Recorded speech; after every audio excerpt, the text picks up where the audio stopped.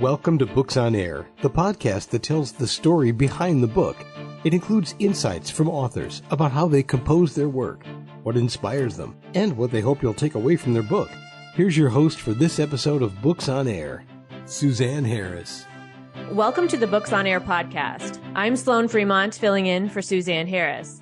This is a podcast where listeners get the secret story behind every book. Joining me today is Dr. Eric Kolb, author of the book, The Human Mind, A Psychological View of Theological Concepts. In this book, Dr. Kolb compares and contrasts the scientific understanding of the human mind with the teachings of the Bible. His book should always be accompanied by a four-colored pen with which to write color-coded comments in the margins. So welcome to the Books on Air, Dr. Kolb. I'm so happy you're here. Oh, thank you. Glad to be here. So let's start out by telling the audience just a little bit about yourself and what led you to write your book, The Human Mind, A Psychological View of Theological Concepts.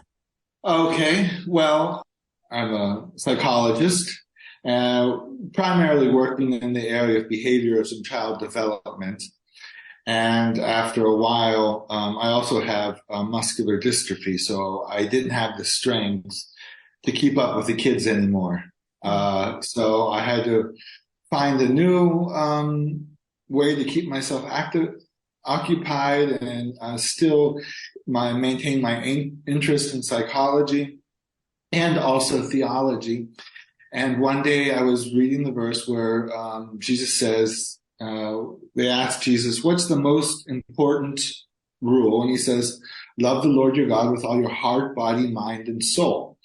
And it just hit me in that moment because I had just been reading something in psychology that the human being is made up of these four components.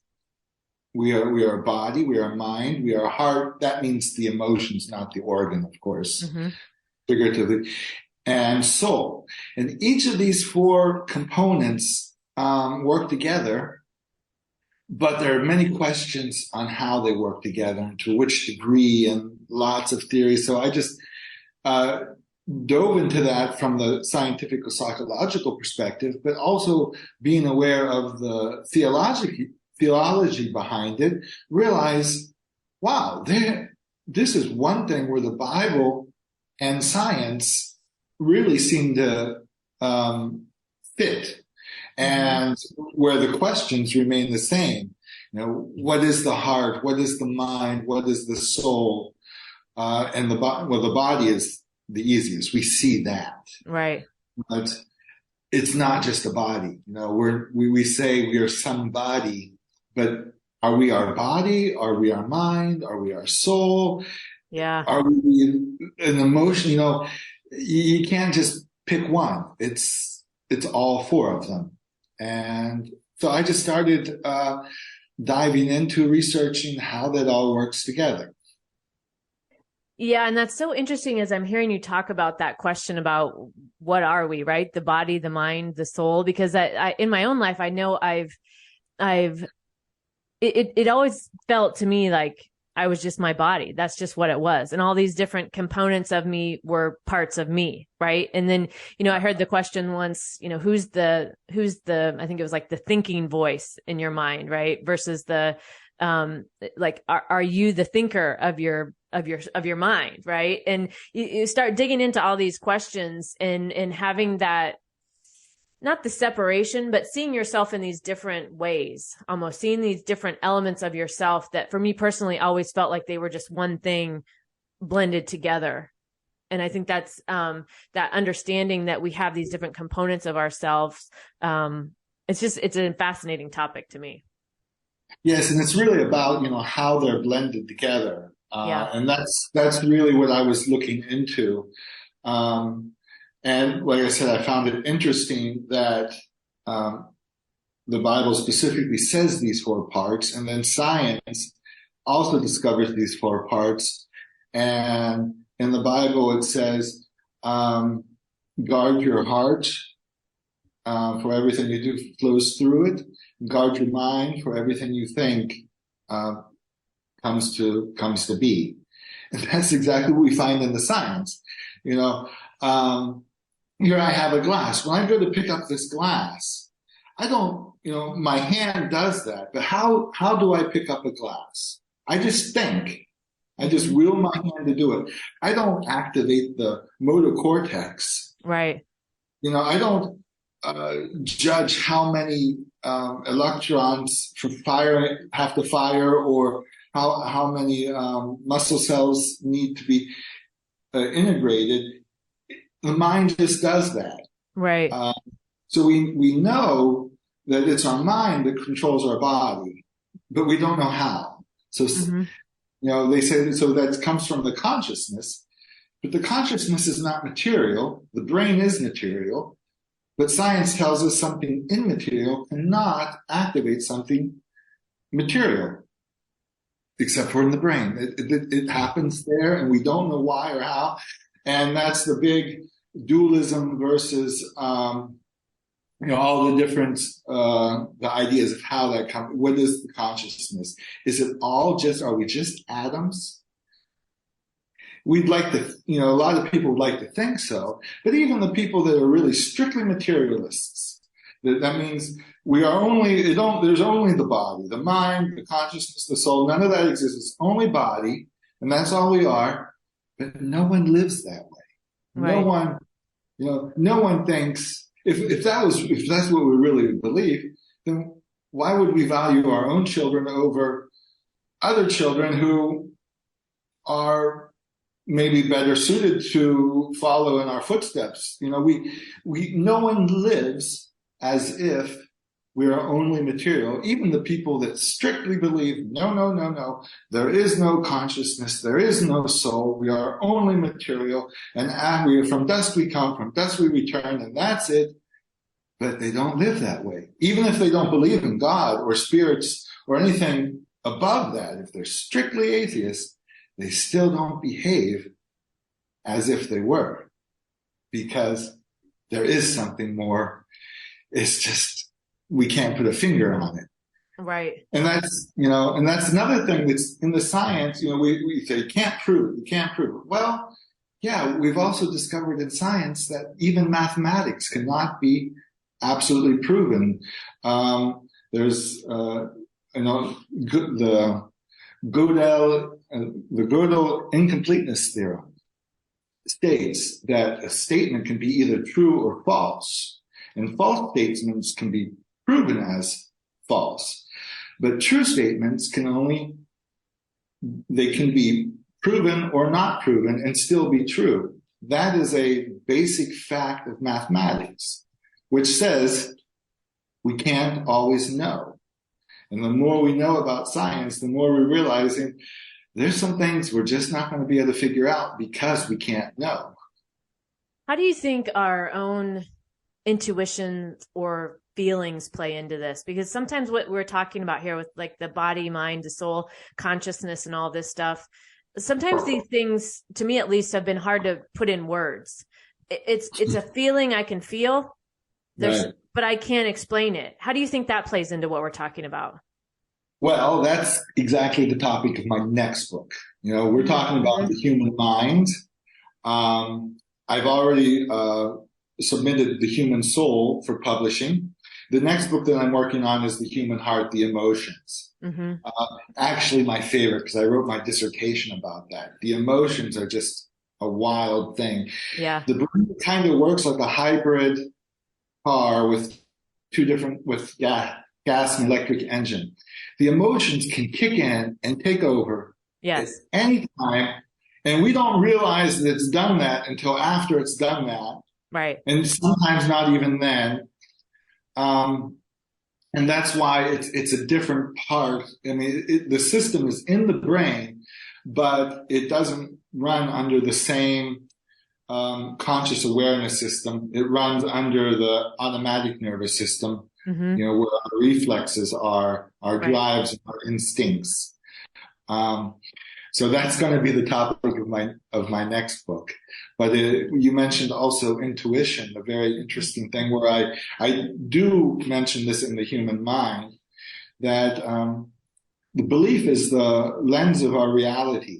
And humans are born first with an intuitive cognitive system. We just thinking, but we build our beliefs.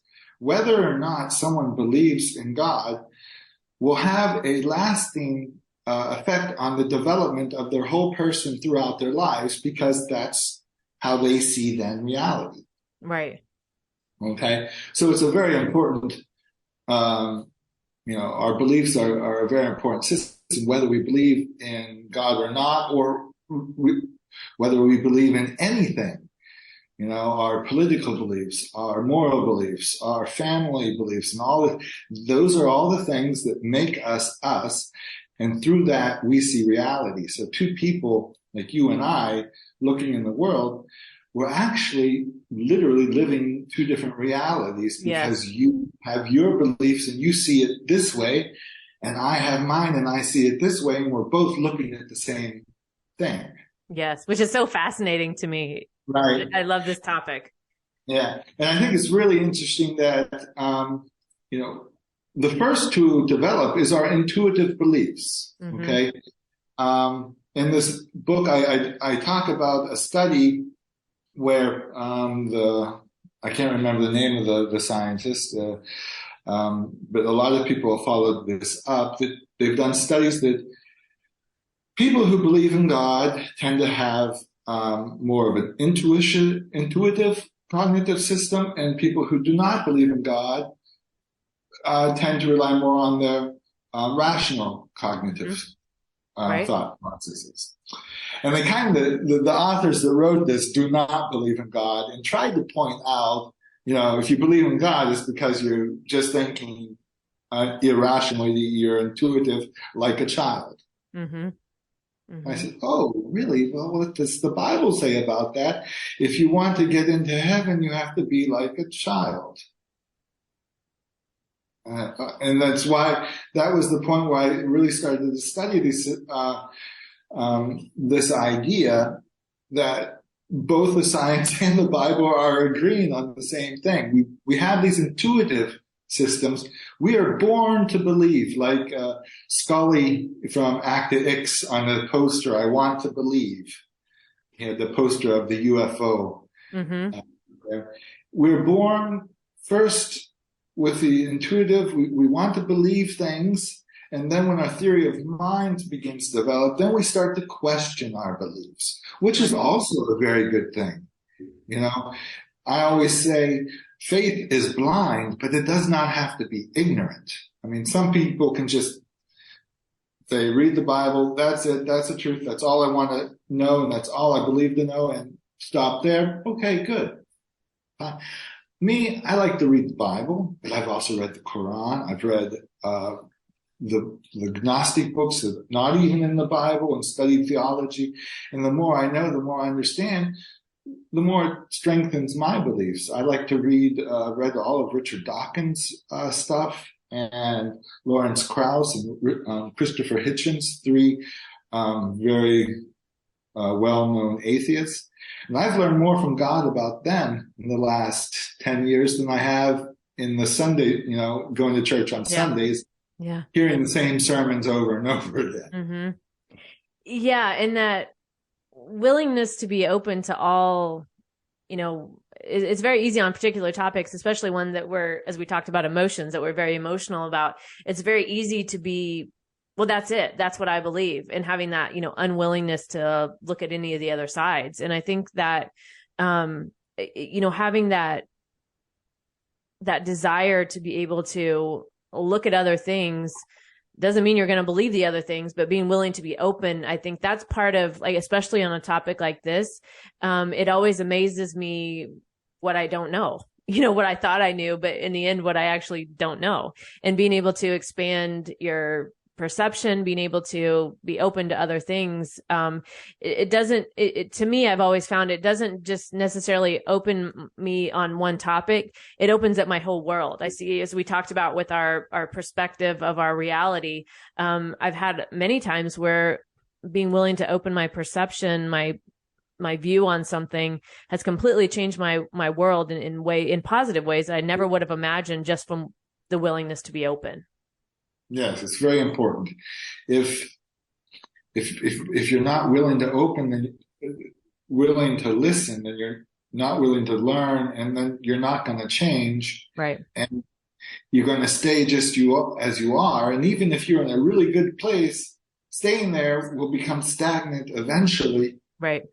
And that's what we call burnout. Mm-hmm. Just doing the same thing over and over. Even if you're really good, even the best football player, that quarterback in the world has to retire again and again. Right. You can't keep that up. Yeah. Yeah. And so let's go back to your book and talk to us a little bit about the process of writing it. Did anything surprise you during that process? And can you tell us maybe one of your favorite parts in your book, or maybe one of your favorite topics that you wrote about? Yeah, I think the blank slate idea, that is, children, when we are born, we're kind of like a new iPhone out of the box, okay? Mm-hmm.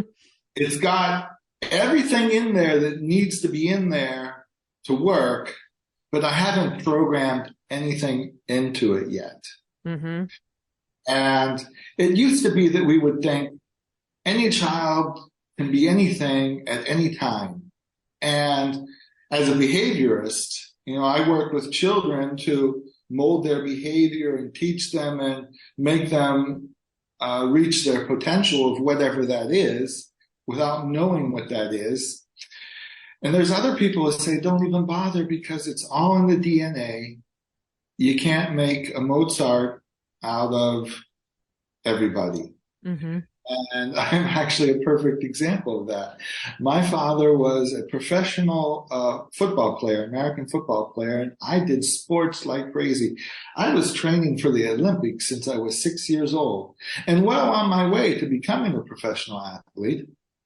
But the DNA said, not going to happen. You have muscular dystrophy.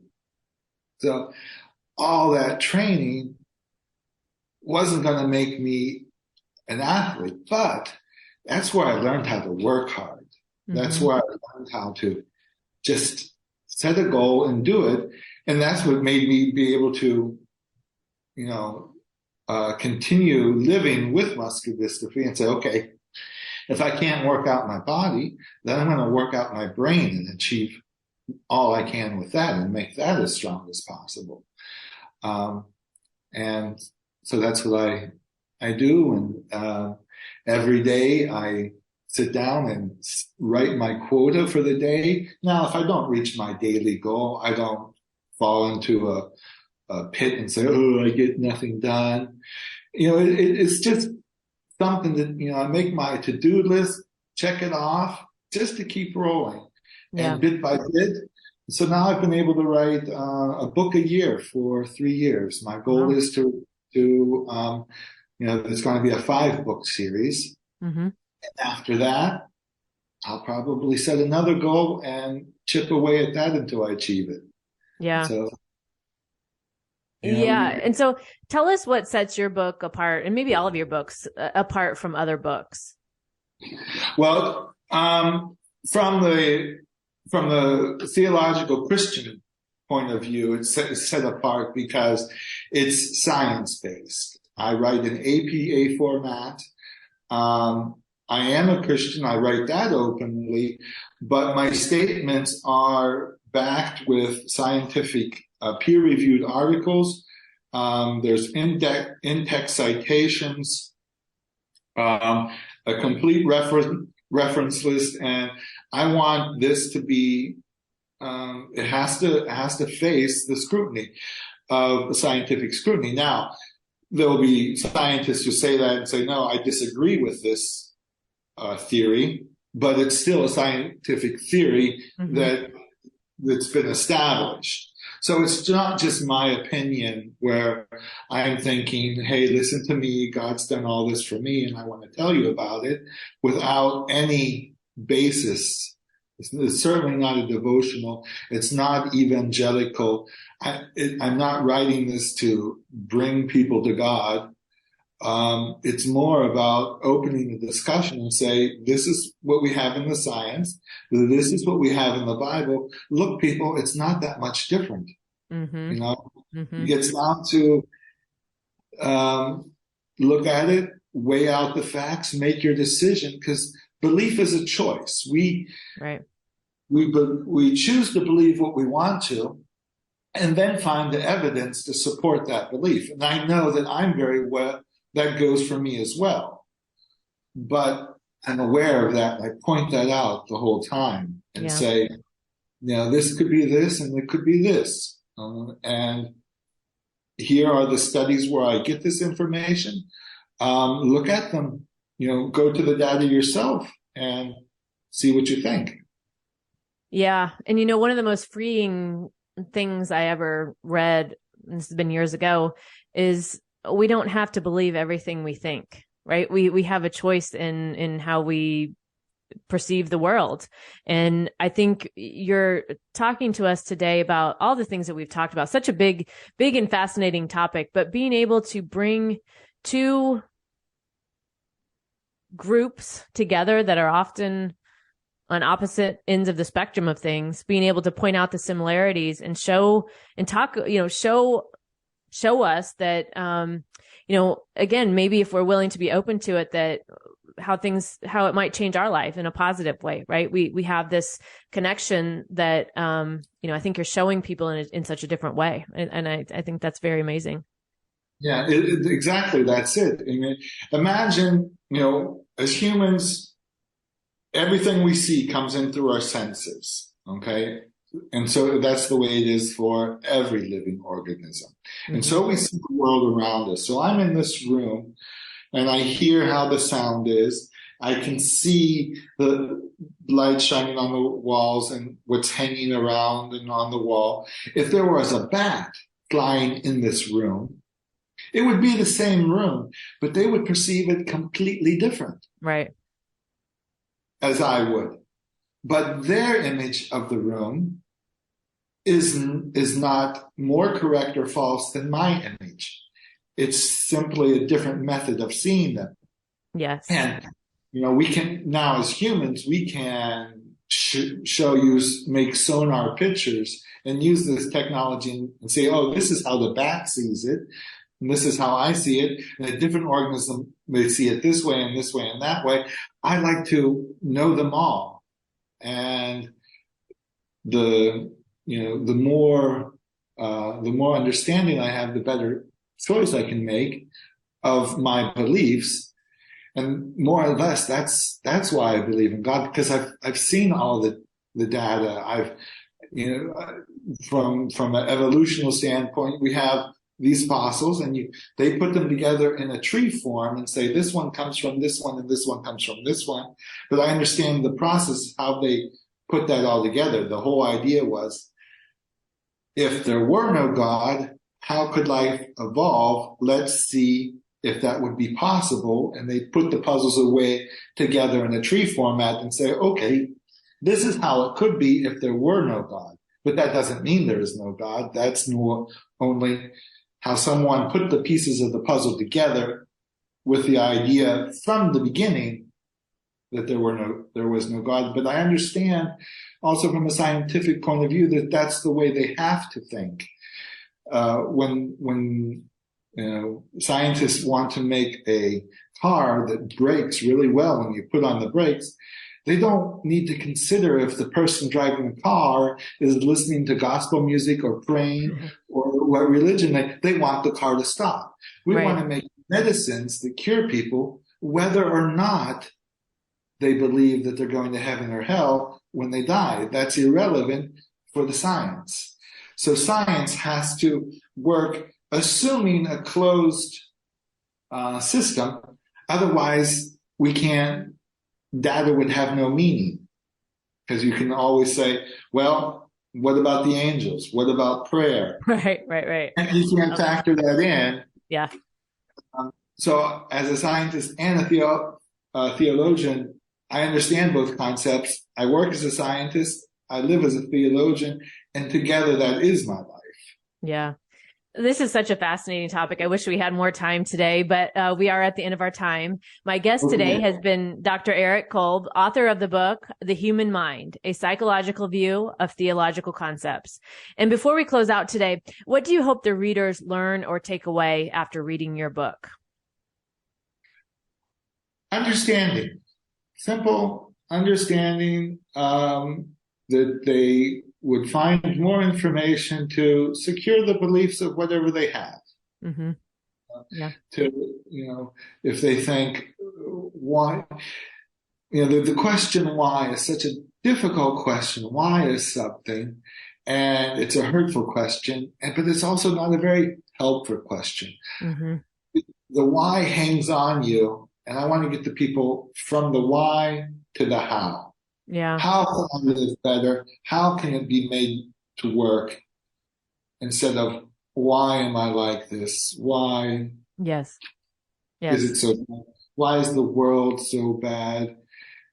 I want to focus on how can we make it better? Yeah. Yeah. Well, again, thank you, Dr. Kolb, for joining us today and being our guest on Books on Air. This was such a great and amazing conversation. Thank you very much. You can find more about the book, The Human Mind, A Psychological View of Theological Concepts, on Amazon, and I'll link to the book in the show notes, so be sure to check that out.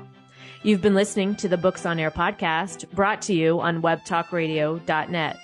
You can also hear this podcast on Spotify, iHeartRadio, Stitcher, and Apple Podcasts.